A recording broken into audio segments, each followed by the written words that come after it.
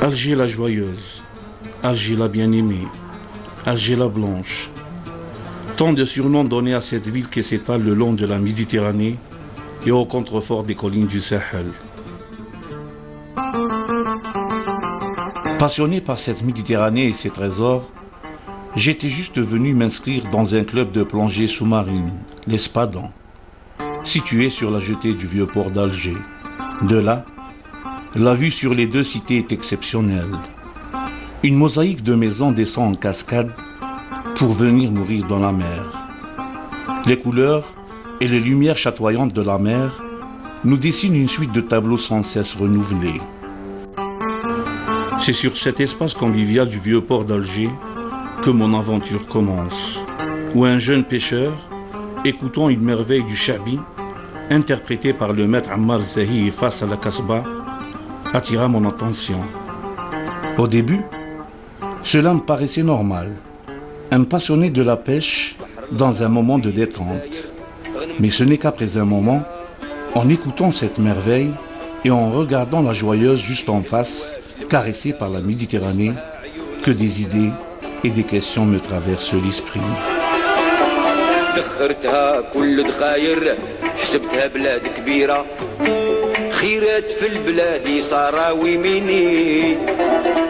حتى قلت هنا ندير البستان بستان بالظرافة منها توريني وغرستو بسرعتي ودي. Quelle est l'origine de ce chant nommé Cha'bi et quelle touche on a ajouté à Ammar Zahi pour que même aujourd'hui, une nouvelle génération s'empare de son patrimoine. Pour trouver des réponses à mes interrogations, il fallait revenir aux sources, au temps du Cha'bi, un chant qui a pris naissance dans les dédales de la vieille cité, classée aujourd'hui au patrimoine mondial de l'humanité. Mais comment satisfaire ma curiosité avec un artiste qui, durant toute sa vie, ne s'est que rarement exprimé devant les médias? J'étais juste venu apprendre à plonger dans les fonds de la baie d'Alger et me voilà embarqué pour plonger dans l'histoire de l'ancienne cité. Dans l'interaction du chant arabi et du mdih a donné naissance au Cha'bi. Un chant qui, par transmission, a créé des passions, a déclenché des vocations et a permis l'éclosion de talents et de maîtres, à l'image d'Ammar Zahi.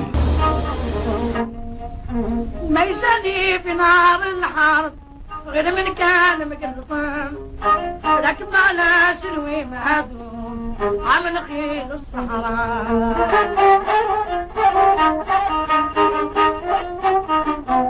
Au début du XXe siècle, la Kasbah d'Alger était essentiellement peuplée de citadins de très vieille souche, aux traditions musicales andalouses classiques. Selon les historiens de la musique, Cheikh Nadour serait parmi les premiers à avoir formé dès 1920 plusieurs orchestres composés surtout d'instruments à cordes et au rythme du tar. Au temps de Cheikh Nadour, il y avait une pléiade d'artistes, mais malheureusement, ils n'ont pas laissé d'enregistrement sonore, hormis 4 chansons du Meddah Malek Saïd, enregistrées en 1924.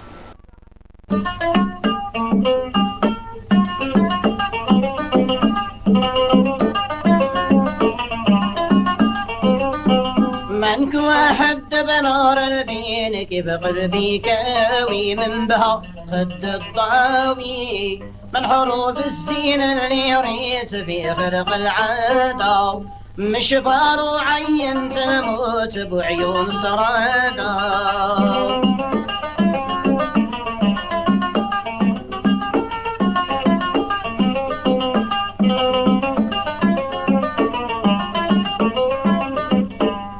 من قوس حجبه بسهام رشقني رشيق.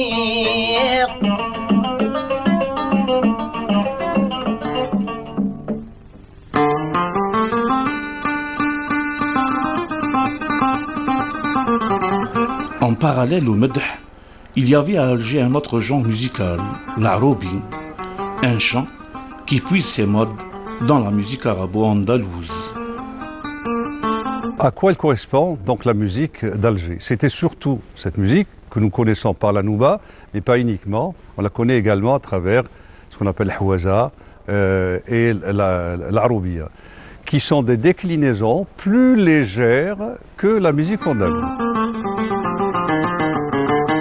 Après le décès de Cheikh Nadour en 1926, c'est son élève Mohamed El Anqa, connu sous le nom de Mohamed El Meddah, qui prend le relais dans l'animation des fêtes alors qu'il n'avait que 19 ans. Il faut savoir qu'il y a quand même une évolution pour arriver à ce fameux Chabi, qui au départ, on appelait les Chabis, on les appelait les Meddahin. Même le Hajj Mohamed El Anqa n'était pas le Chabi qu'on connaissait. À son début, c'était le Meddah. Mohamed El Anqa, El Meddah, et pas uniquement Cheikh Ntao, Cheikh Nadour, et toute la pléiade qu'il y avait à l'époque, le Hajj Mnour, le Hajj Mrizaq, qui vont venir par la suite. El Anqa élargira son répertoire qui comprend, outre les qassidettes héritées de son maître Cheikh Nadour, ceux des maîtres du Hawzi et du Aroubi, qu'il va parfaire auprès d'autres maîtres de la Sana'a, tels Cheikh Saïdi et Cheikh Lekhel, tout en s'inspirant de la diva Ma'al Mayamna.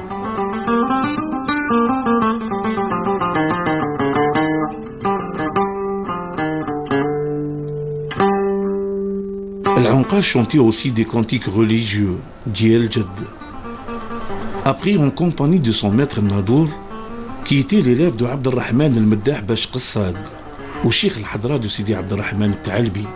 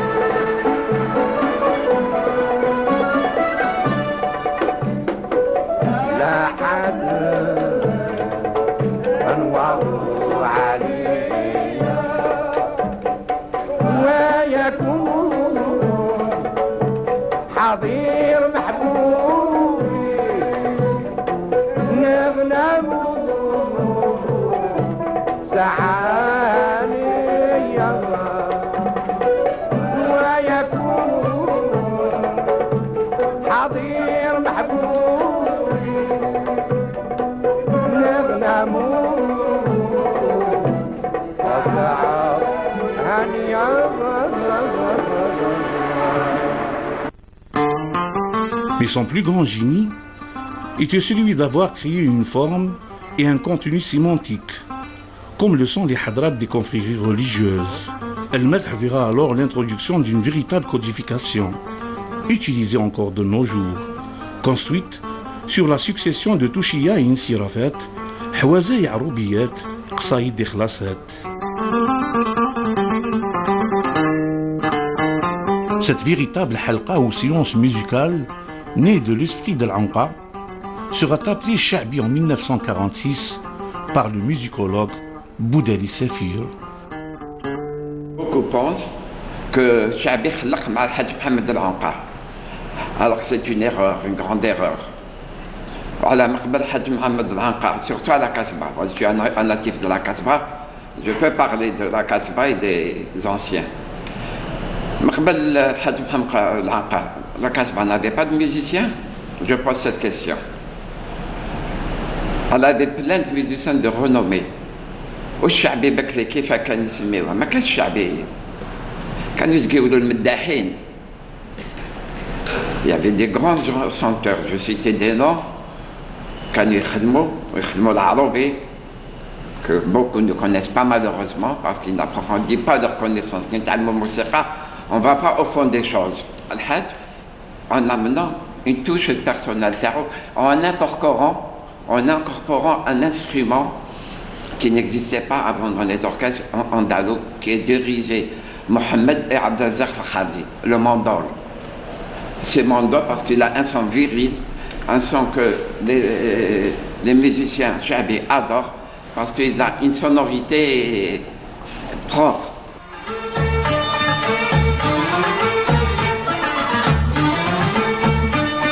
Dans les années 50, Dahman al-Harachi prendra le flambeau du Chaabi pour s'adresser en priorité aux Algériens partis en France pour chercher du travail.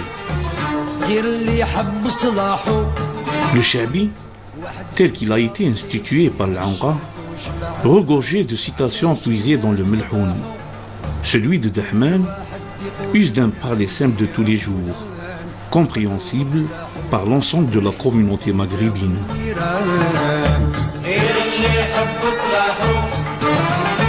واحد في المية تصيب شي عشرة وشبعان علاش الناس قباحو كل واحد يقول من عندي يا فلان القلوب قساحو والحسود كذا والنيران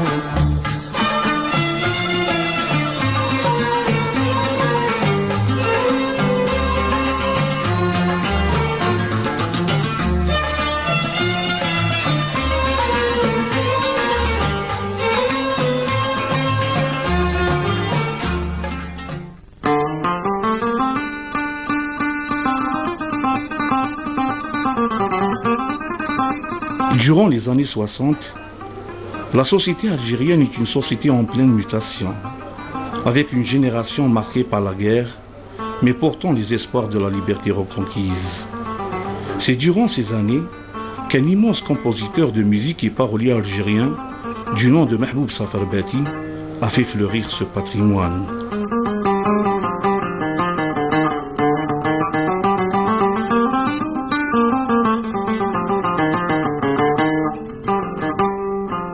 L'œuvre de Bati est immense par sa qualité.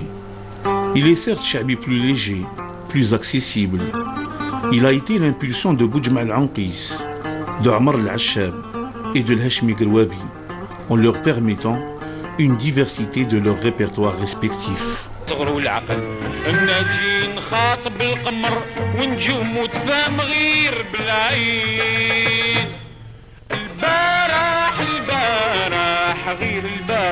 كان في عمري 20 كان في عمري 20 البارح كان زمان سلطاني واليوم في صار خلاني حتى الشيب بدلوني ورمى الظلام في العين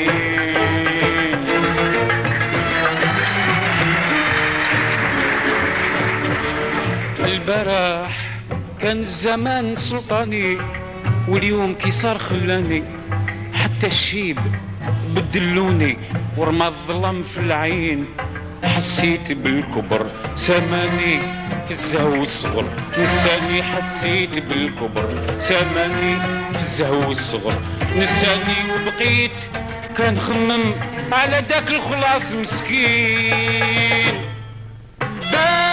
البارح كان في عمري 20 كان في عمري 20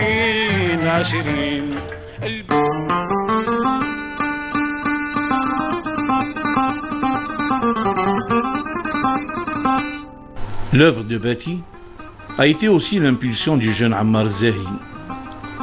Malgré son jeune âge, Zahi était déjà entraîné à surfer sur le quart de note pour aller fouiller au plus profond des variations.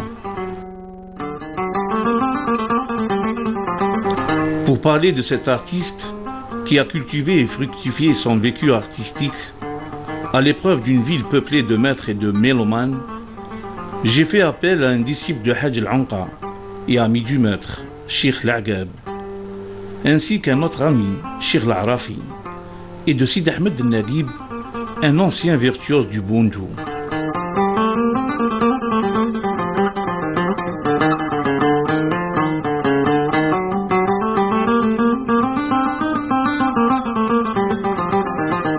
بعد لا جينيراسيون اللي ظهرت من بعد اللي هو خرج لنا هو عمر كنا نعيطوا له عمر الرونفيلي من بعد هو خداو الاسم تاعو عمر الزاهي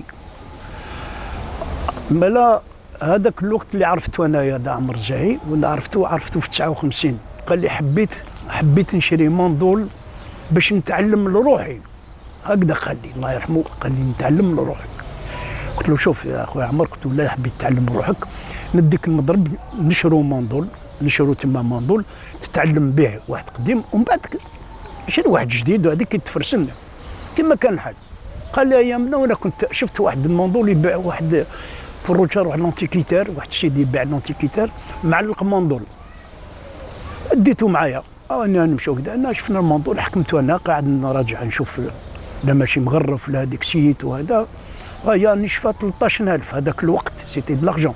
ومن بعد جبد الدراهم، هو شراه، سي نورمال. هو ديك انا كنت نصور 25000 هذاك الوقت، هو كان 52000 الله يبارك في الله، على يد الله ولايه. من هذيك ولينا ساعه نتلاقى وساعه نطلع ليه القهوه. هذا عمي سعيد ماشي في الجنينه. ومن الفرحه اخي شاف كان قدور بسطوبجي بالماندول، عنده الفتله، عنده ريشه، عنده كلاسيكي وكذا. يا عمر خدا عليه بزاف بزاف بزاف، خدا عليه ويسمع. ستان بونوم دخلت الولاعه في هذيك الدقيقه، دخلت الولاعه تاع السنيترا وتاع الشعبي. Qadour Bachtoubji, avec lequel il a commencé à travailler dès les années 60, est son premier maître.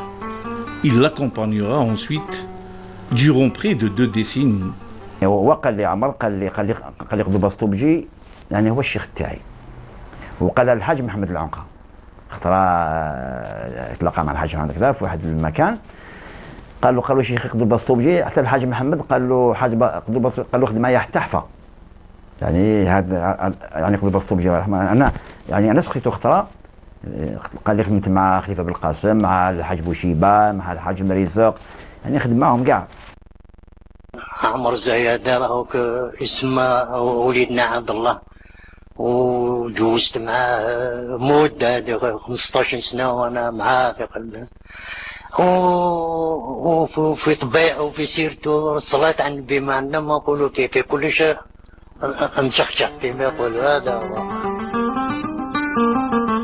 Zahi se fera un chemin dans le Chabi après sa rencontre en 1963 avec Cheikh Lahlou et Mohamed Brahimi, dit Cheikh Kibaili.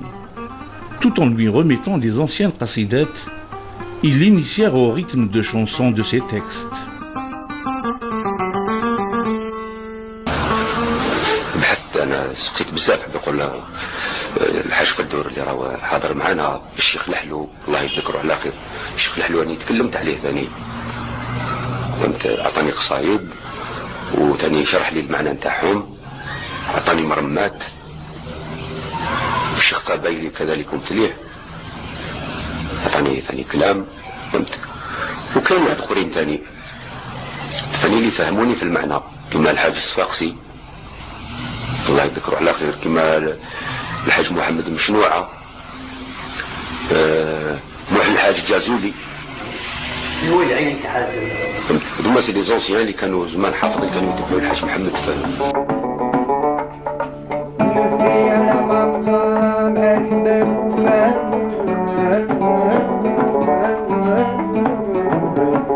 الايام سرورة بالمبادئ،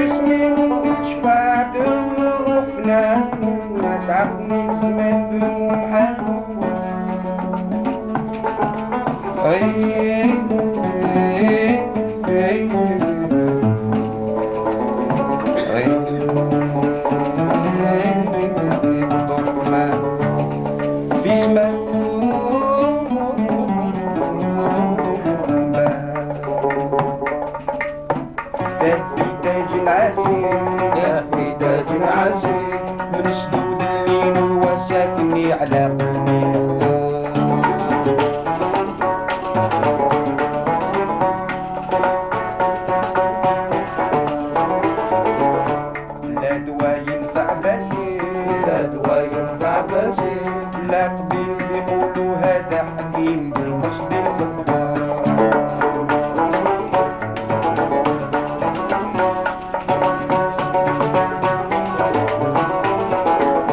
الاشياء ضربت راسي الاشياء ضربت راسي يمتيرنا تجري من الفراق بالعرض والجبار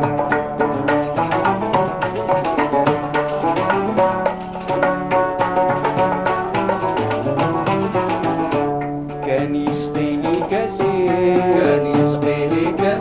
من البابين الصفرات والقطيع ونطار بالخمار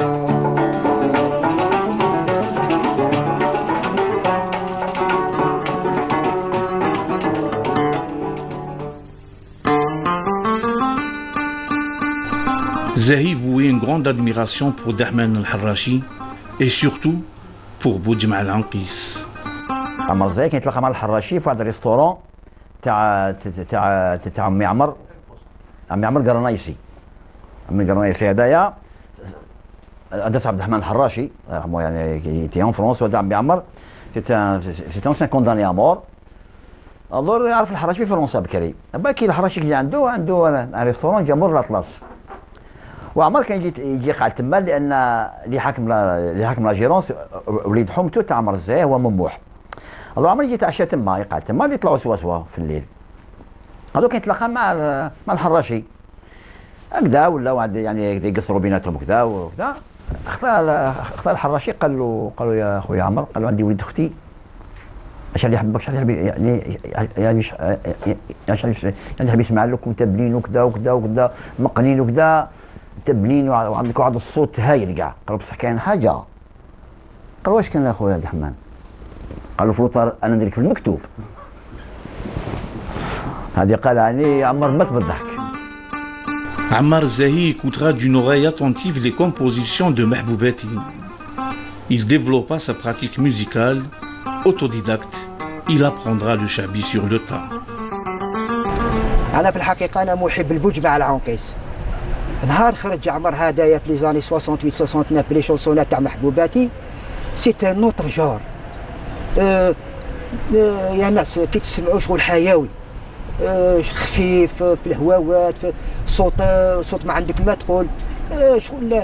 كنا واش نديروا نروحوا المونوبريات باش نسمعوا لي ديسك. تسمى ذاك الوقت جبد لا جينيراسيون كاع تاعنا حنا اذا كانوا في عمرنا 18 19 باش ما نروحوش لجهه اخرى. جبد لا جينيراسيون كاع لهاد حولينا نحبوا الشعبي زدنا عشقنا في الشعبي. عمر ادبي عمر كيفاش نقولوا حنا القصيد اللي يقولوا الكلام لازم يعرف المعنى تاعو ما يقولش هكذا كبر.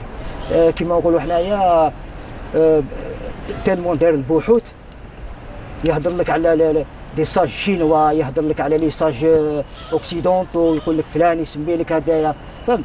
انا كي نقعد مع عمر في الحقيقه سي ان بونوم واش نقول كما تقولوا انسان زهواني. الصغر ما يدومش يفوت كيف المناوله.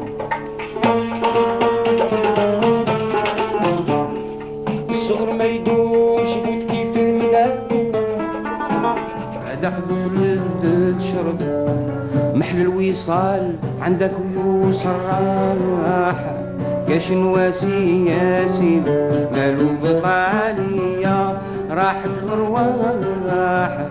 محمد شريف العربي غنم زهونا كابدر المنير فلهنا ساعة خير كتير ونتهلا في فعل الخير. واللي يحب خوتاني لا يرجع أمير يجيك بالملوك سلام يسقينا يا بسلام المطار. ذوي العشيق لا يموت خاف من الله يا طال وعالجيني بالنار.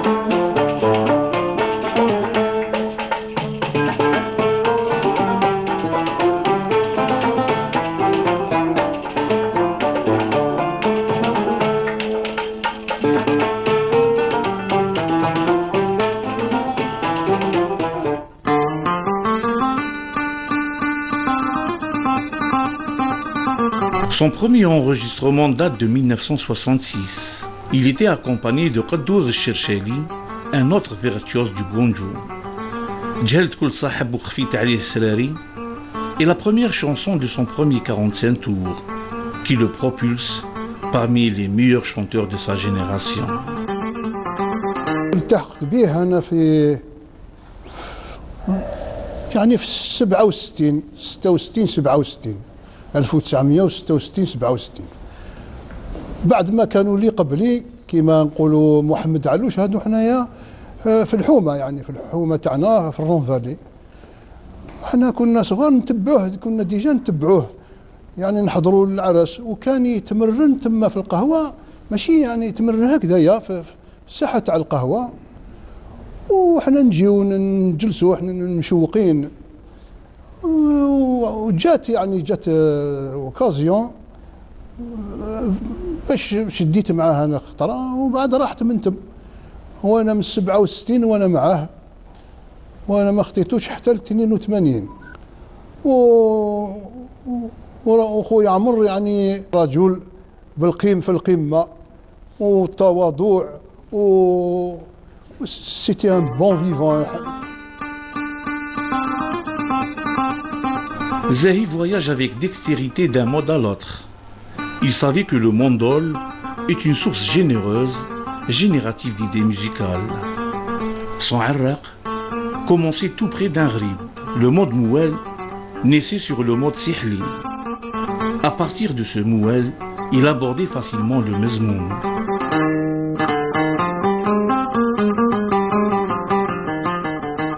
Sur le plan culturel ما عندنا ما نقولوا فيه في هذا 40 سنه الاخرانيين ولا هم 30 سنه سي دونيك.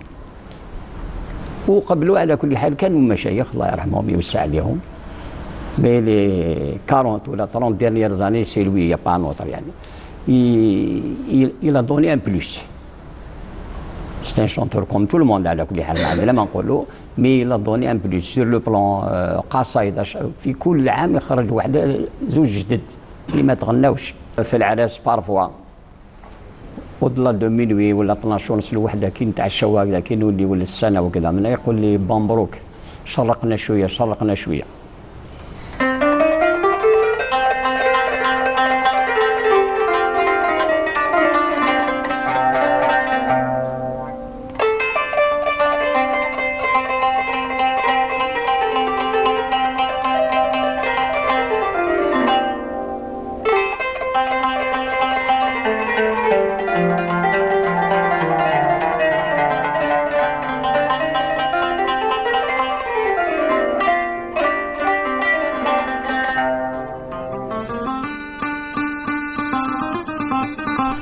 En 1971, il enregistre 3 45 tours et en 1976, 2 33 tours.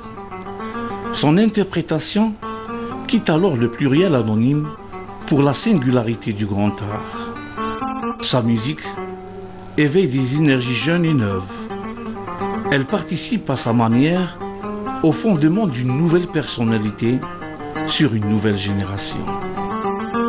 كي تسمع الحاج مهدي خدمة المنظوم تفكر تشوف الكاليش، تشوف الحايك، تشوف مثلا مي كي تسمع هذاك نفس المنظوم سموه عند عمر الزاهي مثلا، تشوف الاصل تاع هذا من خلال هذيك لا ميلودي هذيك تخيل باللي كروسه جديده واللبسه تاع الان الى اخره، يعني بلا ما يهضر هو غير تسمع هذيك يعني هذيك لا ميلودي تخيل باللي راك في هذا العصر.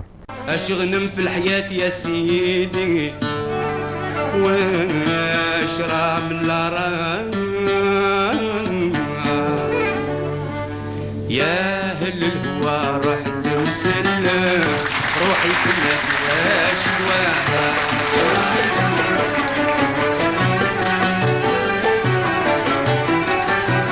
عقلي وبالي في المرسى ودليل لا بغا ينساها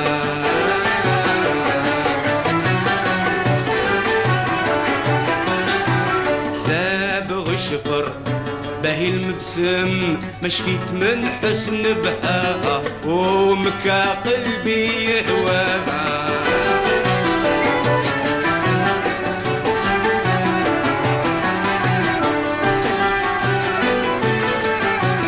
جيب عقود من الدم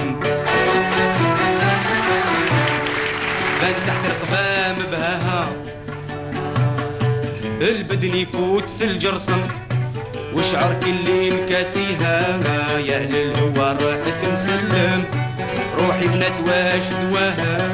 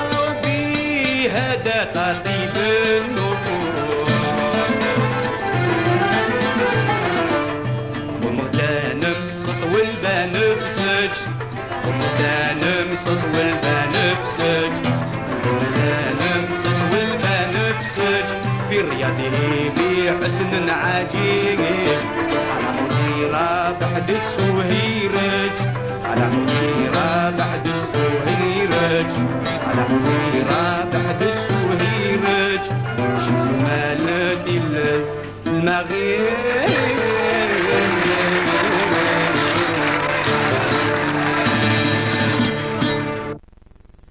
Il se heurte un jour à une certaine bureaucratie inculte. Il fut blessé dans sa fierté et dans sa sensibilité d'artiste.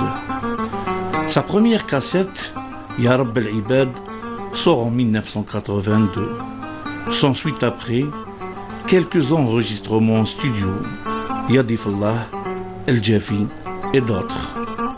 Zahi a rendu plus intelligible la cellule mélodique, avec un lyrisme sobre et parfois une délectation morose.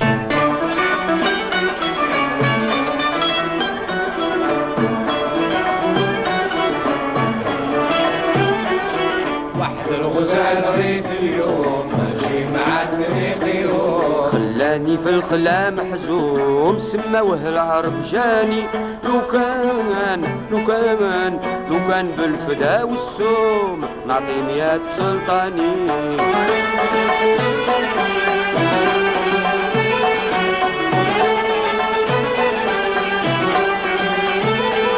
نعطي 100 قليلة فيه ورخيص باش ما نشريه.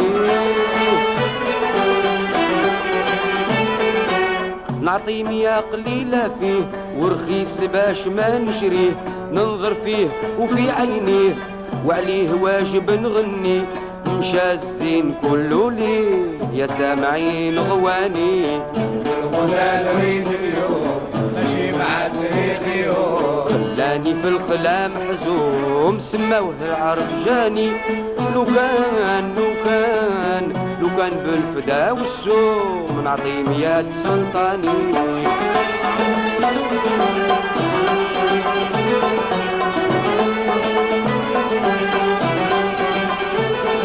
انطفى من الحشاد النار يا عارفين ذي اشعار.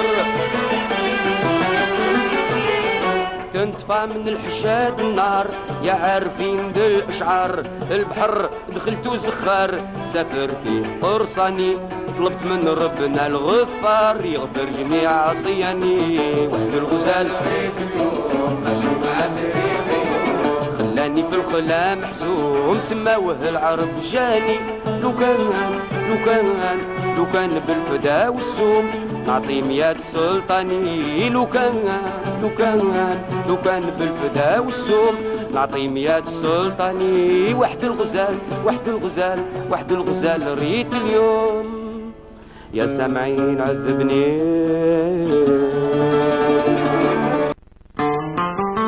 À partir des années 80, Ammar Zahi disparaît pratiquement de la scène artistique. Il n'est présent que lors des fêtes familiales.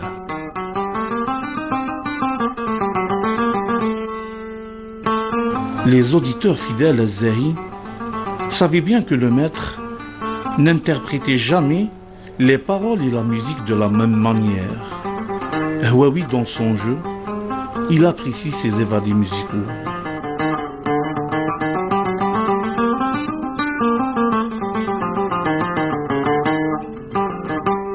كان مع عمر الزاهي يقول لك السعيد واش بالون كاسيدي يقول لك جبت لك ابو السعيد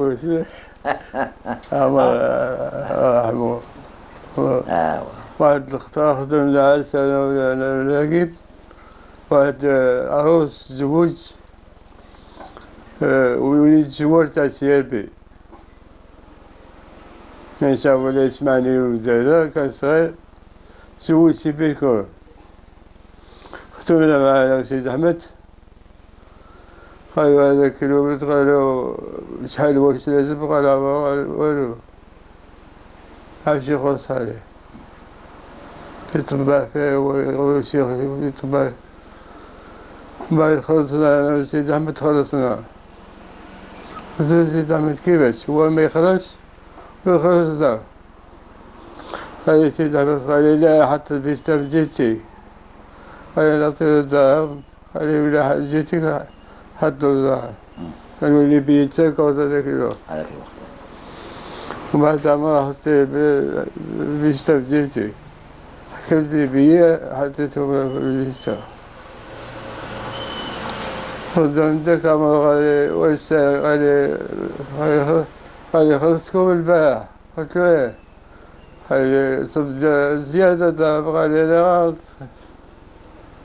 سيدي احمد سكت ولا سكت سيدي احمد قال لي كيفاش ما يخرج هو ما يخرجش يخلص الشيخ الشعبي هو كان واحد اختار سعيد علوش العرس وجاب عمر زاهي في باراناس تخدم عمر العقاب معروض في هذاك العرس العقاب معروض جا قعد ختم عمر المكنسية حبس قالوا شيخ بس يطلع العقاب بس يطلع سيسان قالوا الشيخ قالوا ساعة كمل عليها قال له قرن تحت حتى انت تكمل عليها. Zahi estimait que la musique n'a de sens qu'avec les paroles. Il traitait le langage avec autant de respect que la mélodie, se refusant à rester prisonnier de cette dernière. Il intégrait dans le tissu mélodique d'Ersaïd des thèmes parfois étrangers et dans les rythmes des figures nouvelles sans que le fond maghrébin en soit affecté. نقولوا زوج كلمات باش ما نطولش. الحياة الفنية تاعي اللي عشتها معاه سي لي ميور مومون دو ما في، وهذه نهدي له مقطع من اللي علمنا فيه.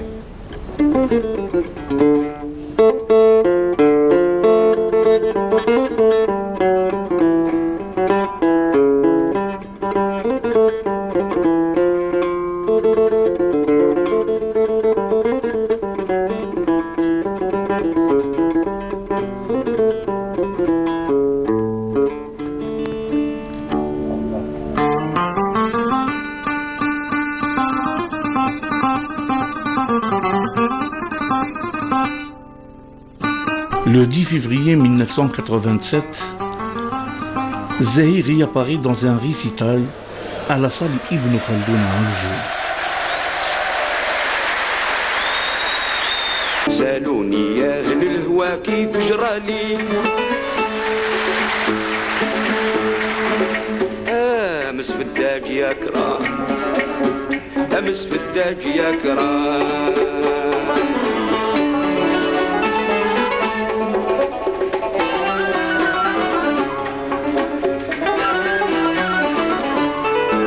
قلب مفروق بلدنا قصدنا ضيف ربنا نلقاو سرور والحزان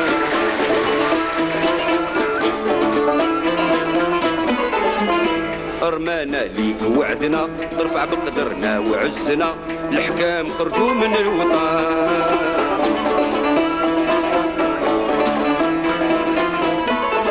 هذا بحر طميم غميق ومالي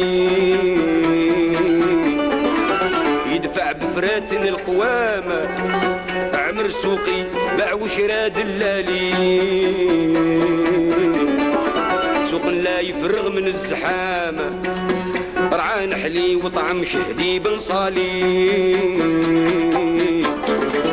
والسعد على الرضا استقامة وسلامي للدهات ومسوق غوالي ما فتح الطيب بالنسامة وعلى الودباء العارفين زي بصالي دهات قلايد النظام أضيف الله رد الجواب صغالي لا تختار لي سلام زاد فيكم تولوا عين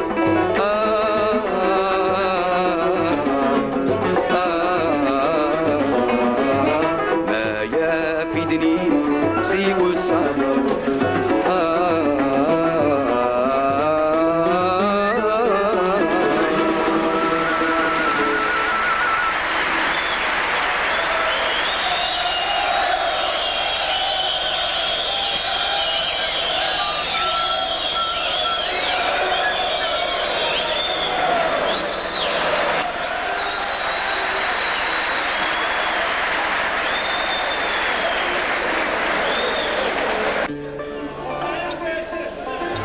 Une entente inexprimée et secrète est née entre le maître, son orchestre et l'auditoire.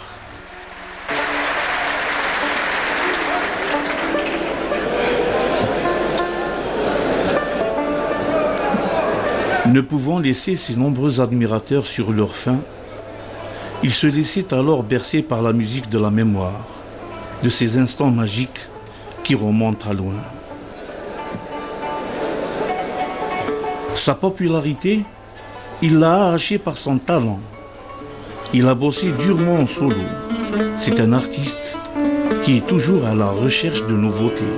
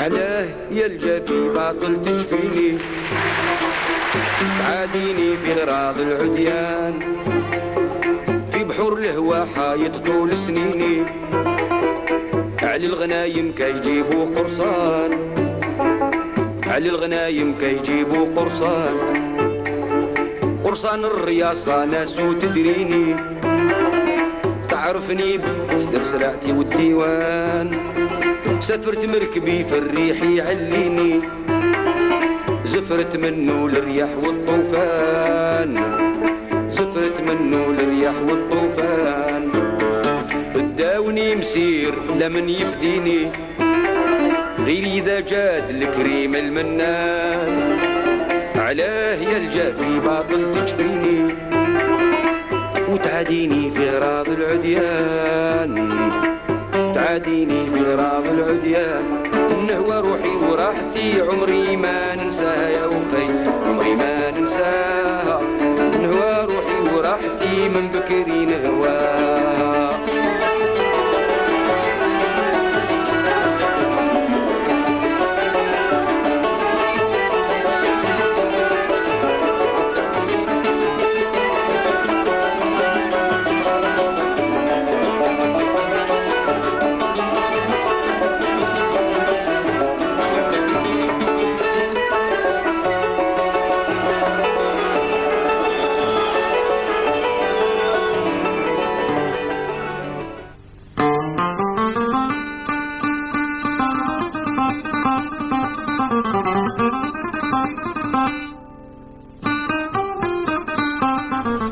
Depuis les années 2000, Zahi n'est plus réapparu en public par suite de problèmes de santé.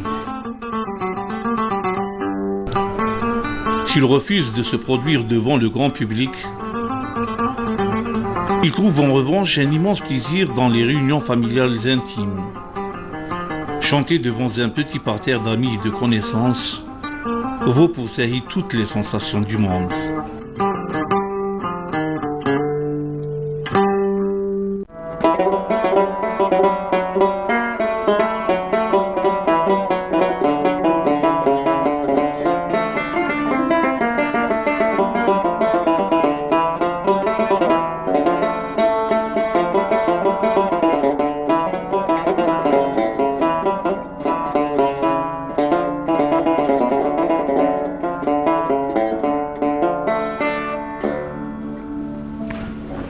Je l'ai connu, il était très agréable. De toute façon, on était tout le temps ensemble. في البحر نسهروا كيف un certain moment, je me qu'il a passé peut-être 4 ou 5 ans pratiquement عندنا. يقول لي نحبط للدار نروح نفقد برك بفرن توري يحبط للدارو سي جوست بور فوار سي ريان ولا كاش بور افوار نقولوا دي كونتاكت ولا كاش ما الناس حوسوا عليه بيه سينو il a passé 4 ou 5 ans معنا رمضان معنا il voulait faire plaisir aux gens il était très généreux كان il avait le cœur sur la main.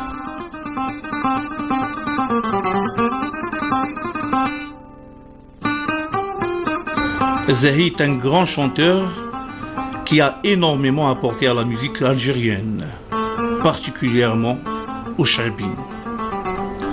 Avec ce chant, Zahi a su qu'il avait trouvé ce qu'il cherchait, un moyen d'exprimer ses émotions, un univers propre à lui.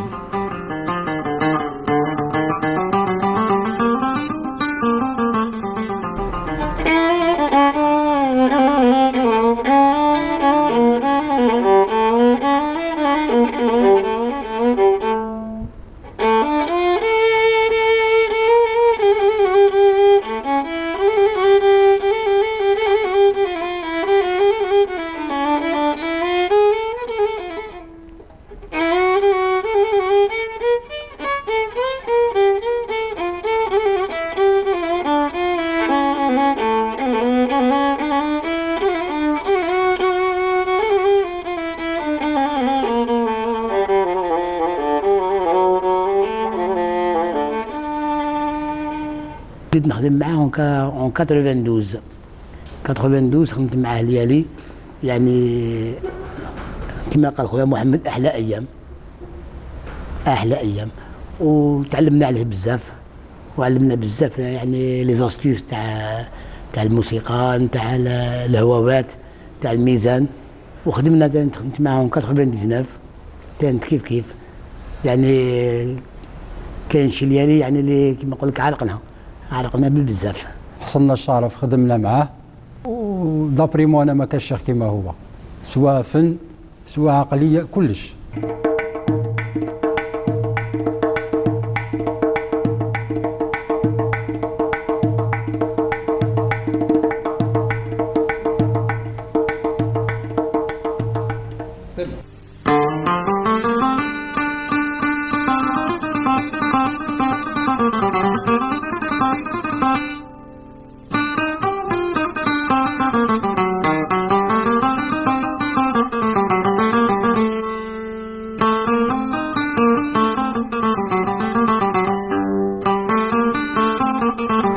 Zahi a toujours été du côté des humbles. Il a ainsi animé des fêtes gratuitement pour ses voisins et pour les familles aux revenus modestes. Simple et généreux, il a fait du Cherbi sa raison de vivre.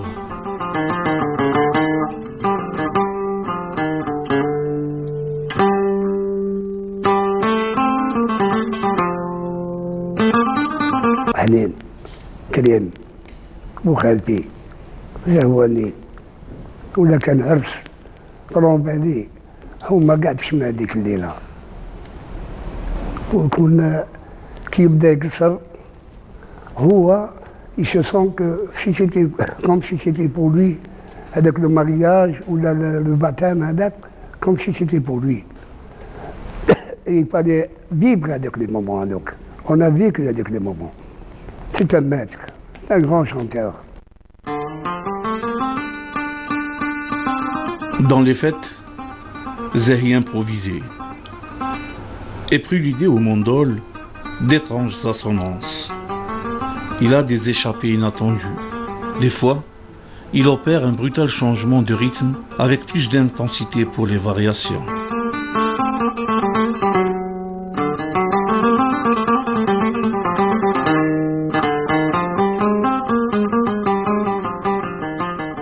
J'ai eu cet honneur et ce privilège de participer avec lui dans des soirées de mariage. Un grand maître. Il a su marquer son empreinte au niveau et au genre Cherbi. C'était ce don d'improvisation. Cette improvisation pratiquement cassait cette monotonie dans le monde musical. C'est-à-dire qu'on pouvait entendre une qasida aujourd'hui avec un air musical. Une autre soirée, le lendemain, on pouvait entendre cette même musique avec les mêmes textes, mais avec une autre mélodie. Et justement, cette force qu'avait Amr Zahi, c'était justement ce mariage entre la beauté du texte et la beauté de la mélodie. Zahi privilégiait aussi ces minutes fugitives au cours desquelles l'orchestre accorde ses instruments. Il s'attarde des fois sur ces instants de fusion entre un prilas final dansé et les youyos des femmes, ouvrant ainsi un vaste balcon sur la tradition maghrébine.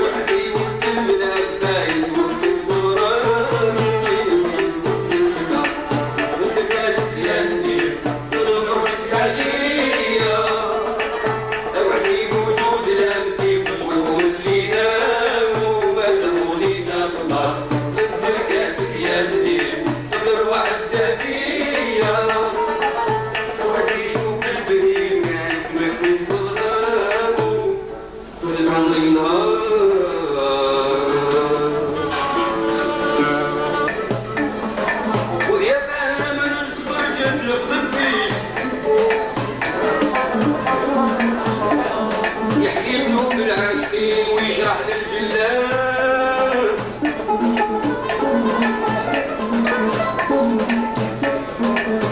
اللي بيه الحور واللي جرحنيش اني بحر الظلام معناوي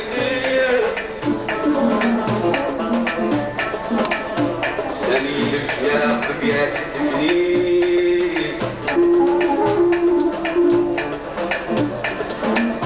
والوزراء مسايم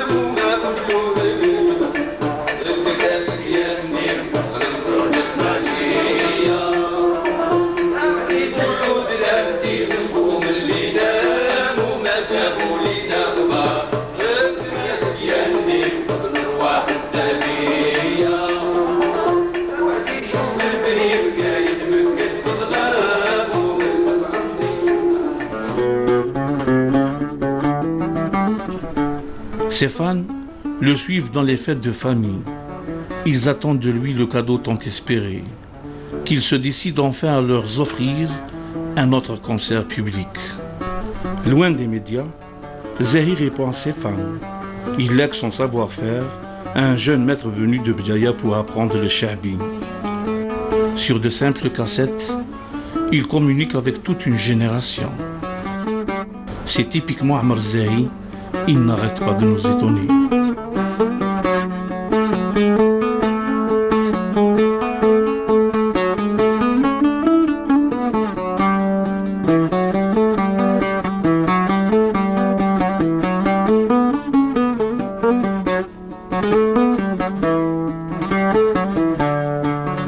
Sur la route de Sidi Ramdan de la Haute-Kasbah se trouve le repère, une oasis de fraîcheur dans la chaleur d'Alger. C'est là où le trio avec qui j'ai commencé mon histoire m'attendait. Ensemble, on s'engouffre dans les ruelles étroites de ce joyau architectural.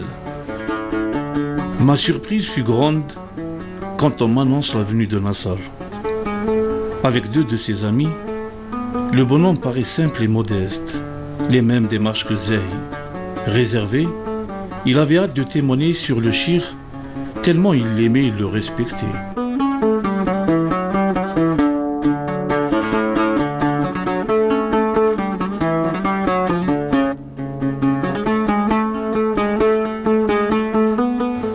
De temps à autre, un petit salut des touristes venus découvrir notre patrimoine. La Kasbah a enfin retrouvé son âme. La grande mosquée juste en face prévoit une nouvelle ère pour notre pays.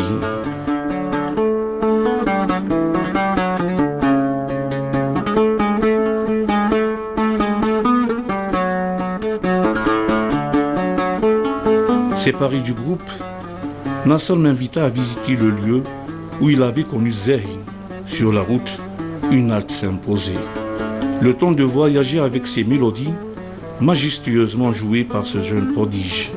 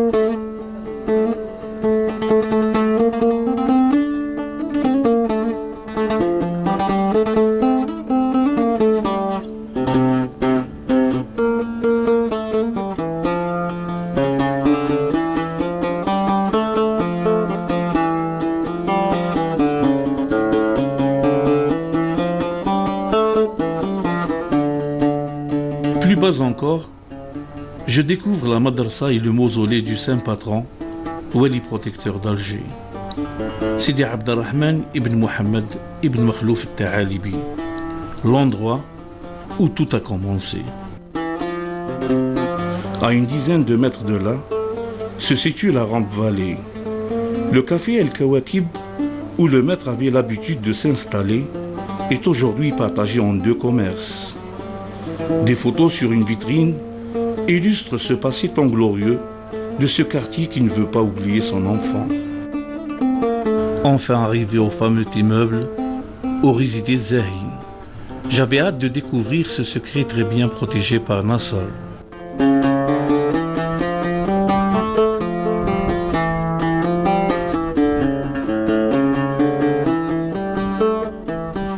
بديت أنا معاه في أواخر 84 85. كان يعطيني من وقته أنا صغير. جيت قلت له بلي أنا جيتك من بجاية. ورحب بيا وقال لي واش راك حاب؟ قلت له أنا والع بهذه الموسيقى وراني حاب نشيخ. ماذا بيا لو كان تقدر تعاونني في حاجة؟ قال لي نعاونك فاش تحب انت، قول لي واش راك حاب. قلت له انا والع بالكلام، نحب الكلام ولا تقدر تعاونني؟ قال لي ماشي مشكل، واش راك حاب، واش تسحق وكذا. درنا لو بروميي كونتاكت هكذا شغل كي سهل لي الامور. انا فرحت وجيت نجري لبجايه. لا دوزيام رونكونت 2-3 جور ابري جيت وجبت معايا كتاب لحقت ليه. هو يساتوندي با، ما كانش ناوي بلي نولي له تو سويت. انا كي جبت معايا كتاب الاولاني درت هكذا، حليت نفتح الكتاب الصلاه والسلام على امام الرسال التوسل تاع سيدي قدور العالمي رحمه الله ويرحم جميع الشيوخ ان شاء الله. قال لي اقرا لي. دونك انا بديت نقرا له. هو يقول لي لا بروميير فاي جات شابه مليحه ما كانش فيها لي زيرور. لا دوزيام فيها وحده زوج، من لا تروازيام وروح كارثه. عمر ما يخفى لكمش كان يهضر فرونسي اكاديميك تاعي، اللي تي تري انستروي. قال لي دوري نافون فا بروسيدي اوترومون. قلت له غير الخير، وانا حاجه اللي تجيني من عند عمر شغل شوي اكسيتي، نحب نعرف واش حب يبروبوزي لي. سيتي با نيمبورت كي الله يرحمه. قال لي نبداو نروحوا للكاسيطه. تروح تجيب لي كاسيت وكتب لي القصيد اللي راك حاب تخدمه. كان يقرا لي القصيد وقرا لي عندي كاسيتات مازال كاين على كل حال. قرا لي بزاف من القصيد اللي طلبته له انا. ومن بعد على ليكسيبسيون كان يرفد الموندو. سي تري بيان. فوالا يرفد الموندو يدير لي الهواء. بسم الله. الكمري تدارا بن غايم لوطار السرابه رباب يجاوب لوطاري قانون الجنك والجناح ورباب كيتارا والغاني بشعار وحال كان يبرى من طعنو الشفار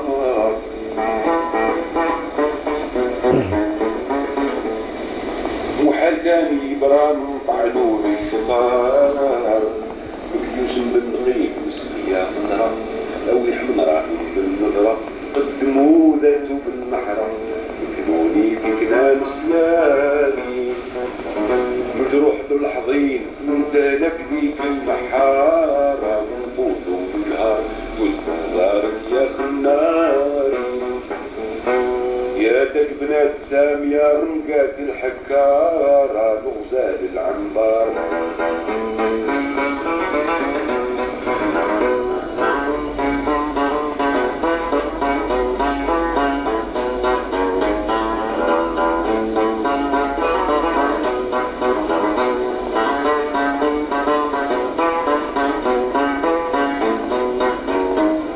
جود بمزارك يا خناري يا تاج بنات سام يا رمقات الحكار الغزال العنبار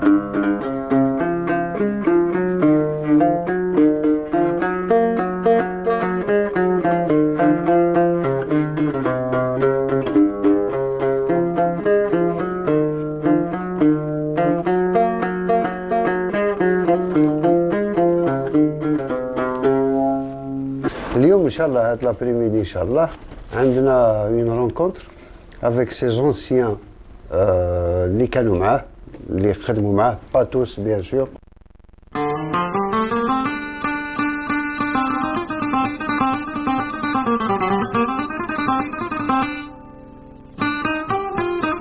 Le palais des Raïs ou Bastion 23 compte parmi les plus importants monuments historiques de la ville d'Alger et représente l'un des derniers témoins qui atteste physiquement du prolongement de la Médina d'El Jazaïr ou la Kasbah jusqu'à la mer.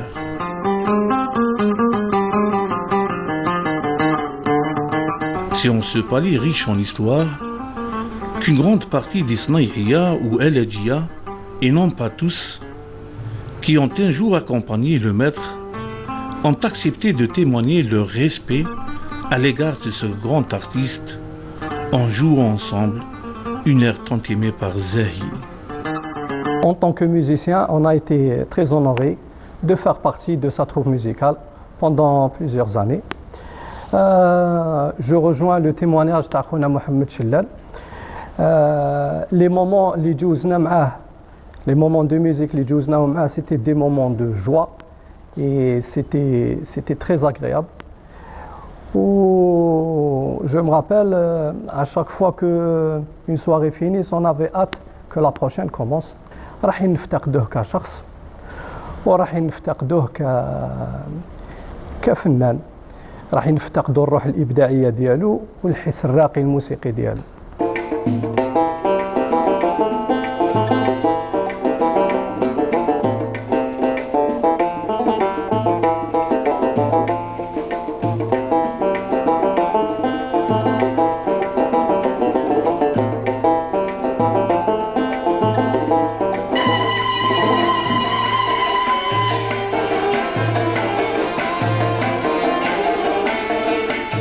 Ammar Eidzai, de son vrai nom, décédé à l'âge de 75 ans, a marqué toutes les générations par son dévouement à la chanson chabi, mais surtout avec son éducation et son caractère si populaire.